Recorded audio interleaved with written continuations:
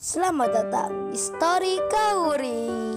Ini adalah channel kedua artikel YouTube. Jangan lupa subscribe ya guys, dan tekan notifikasinya. Kisah pemuda kaya, anak bos besar, pemilik 73 perusahaan, yang menjadi cleaning service.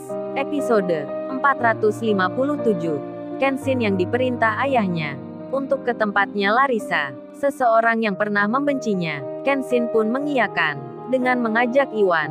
Kenshin akhirnya berangkat ke tempat tujuan. Di saat yang sama, di tempatnya Larissa, sedang ada pembicaraan di antara pegawai perusahaan. Mereka ada yang berkata, "Gimana ini nasib kita?" Katanya, "Dalam minggu-minggu ini, ada pemutusan hubungan kerja." Satunya juga berkata, "Iya, aku juga mendengar kabarnya." Banyak yang bicara seperti itu. Katanya sebentar lagi, akan ada rapat orang kantor. Tuan Sasaki yang langsung memimpin. Mungkin membahas masalah ini. Mereka para pegawai itu, menjadi was-was sekali.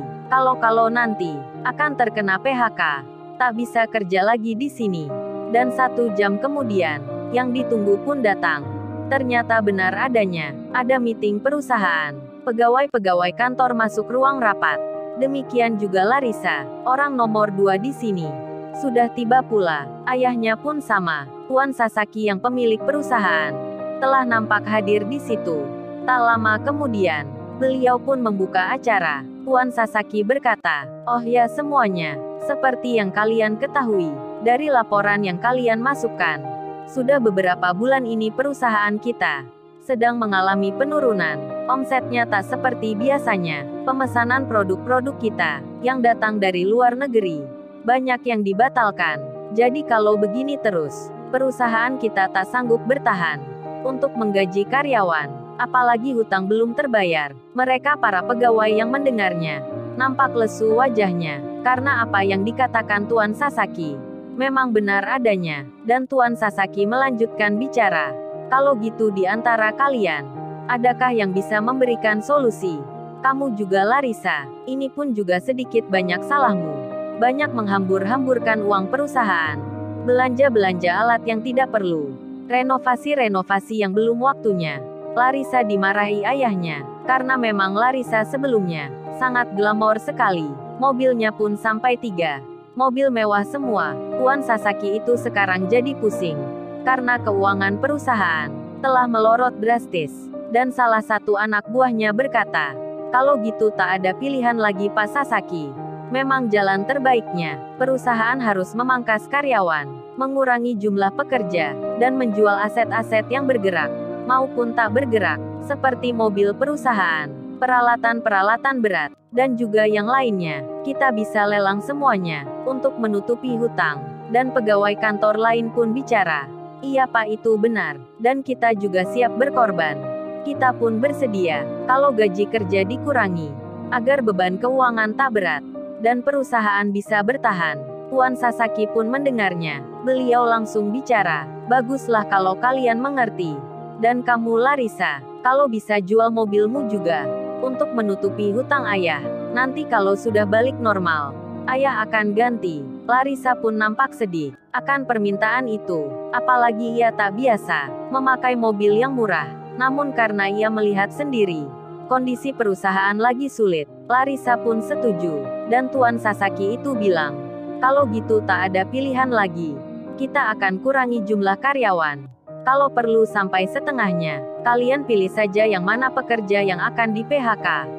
Yang pasti kalau bisa, perusahaan ini berkurang pegawainya, sebisa mungkin separuhnya, dan jual juga semua alat beratnya, mesin-mesin usaha yang tak terpakai. Biar kita dapat pemasukan, untuk membayar uang saku mereka." Waduh, parah sekali. Tuan Sasaki sangat butuh uang, terlebih untuk bertahan, dan apa saja dijualnya. Rupanya, hal itu tak luput dari krisis ekonomi di luar negeri. Jepang, Inggris, Argentina, yang mengalami inflasi tinggi. Banyak negara-negara Eropa, yang mengurangi pasokan produksinya, hingga berdampak pada perusahaan Tuan Sasaki, yang notabene, semua pembelinya, 70% dari luar negeri. Rapat pun masih berlangsung. Larissa nampak murung. Tuan Sasaki pun demikian. Kemudian, 2 jam pun berlalu. Kenshin dan Iwan akhirnya tiba. Ketika itu Iwan bertanya, "Bro, lu kok masih saja pakai baju cleaning service gitu? Padahal berangkat dari rumah. Kenapa lu nggak pakai baju biasa? Kagak masuk akal sekali lu, bro." Kenshin menjawabnya, "Kagak masuk akal gimana maksudnya, Wan? Ini kan kesini juga masalah pekerjaan. Gua kan masih sama, alias belum naik jabatan. Masa harus pakai baju kantoran?" Hahaha. Kenshin tertawa bercanda, dan Iwan membalasnya, "Bisa saja lu, bro. Iya, kalau gua tadi memang akan berangkat, belum sempat ganti pakaian. Lu langsung saja mengajak, jadi masih pakai baju ini." Kenshin menjawab, "Ya nggak mengapa, Wan. Kan kita sudah biasa berseragam cleaning service." Dan mereka saat itu mengendarai motor butut, motornya Iwan yang sudah diservis. Jadi bisa dipakai pulang ke desa. Dan kini, sebelum ke desanya Iwan, mereka pun ke perusahaan tempatnya Larissa. Saat itu masih berlangsung meeting, membahas masalah pemutusan hubungan kerja. Larissa pun demikian. Di tengah itu Meta temannya mengirim pesan ke dirinya. Meta menulis, "Hei Larissa, aku sekarang lagi jalan ke tempat kerjamu. Entar kita keluar yuk di kafe. Gua lagi suntuk sekali, pingin cari hiburan." Larissa yang duduk itu membalas, "Oke Meta, aku juga sama, lagi pusing berat saat ini. Gua akan tunggu lu, nanti kita ke kafe biasanya." Dan percakapan itu selesai. Larissa menyimak rapat lagi. Pikirannya memang kalut, tak bisa konsentrasi, karena masalah yang dihadapi begitu berat baginya. Perusahaannya merugi, bahkan terancam bangkrut. Larissa jadi sedih. Kemudian, Kenshin dan Iwan kini akhirnya tiba di depan pos security. Kenshin bicara, ingin bertemu Larissa. Security-nya pun sempat terkejut melihat Kenshin datang ke sini. Karena memang sudah tahu akan siapa Kenshin. Security itu langsung mempersilahkan. Meski Kenshin dan Iwan mengenakan seragam cleaning service, di antara mereka pun bilang, "Kalau gitu mari mas saya antarkan." Untuk menemui Non Larissa, security-nya pun mengantar sampai ke ruang meeting. Sesampainya di depan pintu, ada orang yang berjaga, yang tak lain penerima tamu. Seorang pegawai baru. Security-nya pun bicara, "Oh ya Mbak Anggun, tolong beritahukan ke Non Larissa kalau sekarang lagi ada tamu." Si Anggun pegawai itu berkata, "Tapi Pak, di dalam lagi ada meeting. Kita nggak boleh mengganggu." Security-nya pun bicara, "Nggak apa Mbak Anggun, ini pun juga penting. Katakan Mas Kenshin yang mencari." Pasti Mbak Larissa mengerti. Rupanya, security sudah diberitahu akan maksud kedatangan Kenshin yang ingin mengajak kerjasama. Security-nya pun jadi senang karena perusahaan dapat pemasukan, hingga langsung saja berkata begitu, menyuruh Anggun agar menyampaikan pesan. Ada tamu yang penting. Kemudian, si Anggun pun melihat dua pemuda yang penampilan mereka biasa, memakai seragam cleaning service. Si Anggun pun tak mengerti mengapa pria ini dihormati. Security nampak sopan sekali. Karena hal itu, Anggun pun menuruti. Ia masuk ke dalam untuk menemui Larissa. Saat ada di tempat meeting, Anggun langsung dilihat banyak pegawai.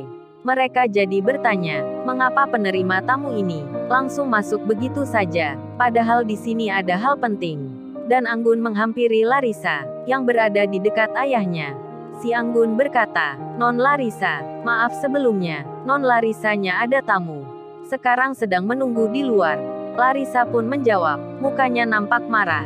Larissa itu berkata, "Apa Mbak Anggun ini tidak tahu sopan santun? Sekarang saya lagi meeting, malah disuruh menemui tamu. Bilang saja suruh menunggu. Memang apa susahnya?" Si Anggun membalas, "Maaf sebelumnya Non Larissa, sebenarnya saya pun bilang seperti itu. Tapi security yang meminta, yang memaksa, katanya tamu ini penting. Saya lupa namanya, tapi oleh security, saya disuruh menyampaikan. Padahal tamu itu, seragamnya cleaning service. Maafkan saya Non Larissa." Larissa pun terheran, mengapa security menyuruh begitu. Dan ayahnya bilang, "Kamu keluar dulu Larissa, lihat siapa yang datang." Dan Larissa bicara, "Ayo Mbak Anggun, saya mau lihat tamunya. Kayak nggak ada kerjaan aja mengganggu orang." Larissa pun berjalan menuju pintu depan, dan segera dibuka. Larissa pun melihat, terkaget langsung dirinya. Lalu, Bagaimana kisah selanjutnya? Subscribe channel ini untuk episode berikutnya. Terima kasih. Jangan lupa ya guys, untuk kelanjutan ceritanya ada di channel Story Kauri. Jangan lupa subscribe ya guys, dan tekan notifikasinya